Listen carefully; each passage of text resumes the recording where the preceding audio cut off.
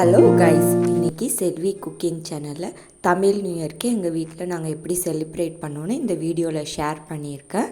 நைட்டே சாமிக்கிட்ட எல்லாமே செட் பண்ணிட்டோம். ஃப்ரூட்ஸு, கண்ணாடி எல்லாமே செட் பண்ணி வச்சுட்டு காலையில் எஞ்சி பார்த்துட்டு பிரேக்ஃபாஸ்ட் செய்ய ஸ்டார்ட் பண்ணிவிட்டேன். இட்லி, சாம்பார், கேசரி செஞ்சேன். சாம்பார் வந்து ஆல்ரெடி நம்ம யூடியூப் சேனலில் அப்லோட் பண்ணியிருக்கேன், செக் பண்ணிக்கோங்க, லிங்க் கொடுத்துருக்கேன். இப்போ கேசரி செய்கிறேன், வாங்க எப்படி செய்கிறதுன்னு பார்க்கலாம்.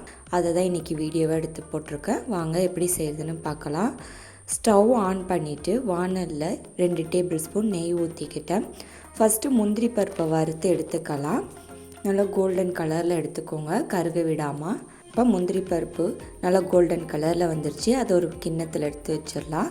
இப்போ அதில் வந்து 2 டேபிள் ஸ்பூன் எண்ணெய் ஊற்றிக்கோங்க, ரீஃபைண்ட் ஆயில் ஊற்றிக்கோங்க. எண்ணெய் சூடானதும் அதில் 1 கிளாஸ் ரவா ஆட் பண்ணியிருக்கேன். நல்லா ரவா வந்து வறுபடட்டும். மீடியம் ஃப்ளேமில் வச்சுக்கோங்க, ஹை ஃப்ளேமில் வச்சுக்கிட்டிங்கன்னா தீஞ்சிரும். அதனால் மீடியம் ஃப்ளேமில் வச்சுக்கிட்டு ரவாவை வறுத்துக்கோங்க. இந்த வீடியோ லாஸ்ட்டில் நான் கிளிப்ஸ்லாம் ஷேர் பண்ணியிருக்கேன், எப்படி செலிப்ரேட் பண்ணோன்ட்டு கண்டிப்பாக பாருங்கள். இப்போ ரவா நல்லா வறுபட்டுருச்சு. இதில் வந்து நான் ஹாட் வாட்டர் ஊற்றிக்கிறேன். இந்த மாதிரி செய்கிறப்ப சீக்கிரமாகவே கேசரி செஞ்சு முடிச்சிடலாம். முன்னாடியே வந்து தண்ணி சூடு பண்ணி வச்சுட்டோன்னா ரவாவை வறுத்துட்டு அதில் வந்து தண்ணி ஊற்றிக்கலாம். 1 கிளாஸ் ரவாய்க்கு 2.5 கிளாஸ் தண்ணி ஊற்றிருக்கேன். இது நல்லா கொதித்து திக்காகட்டும்.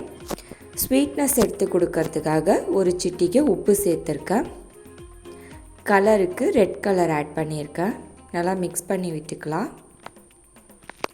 இப்போ அதில் வந்து 1 கிளாஸ் சர்க்கரை சேர்த்துருக்கேன். 1 கிளாஸ் ரவாய்க்கு 1 கிளாஸ் சர்க்கரை சேர்த்துருக்கேன். ஸ்வீட் வந்து உங்களுக்கு ஏற்றுக்கிட்ட மாதிரி சேர்த்துக்கோங்க.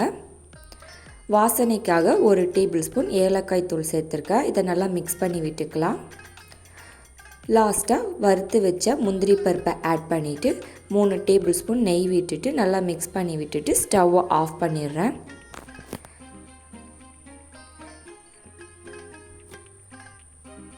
இப்போ இதை எடுத்து சர்வ் பண்ணிக்கலாம். நாங்கள் எப்படி தமிழ் நியூ இயரை செலிப்ரேட் பண்ணோன்னு இந்த ஃபோட்டோஸ்லாம் இதில் வச்சுருக்கேன், பார்த்து என்ஜாய் பண்ணுங்கள். தேங்க்யூ.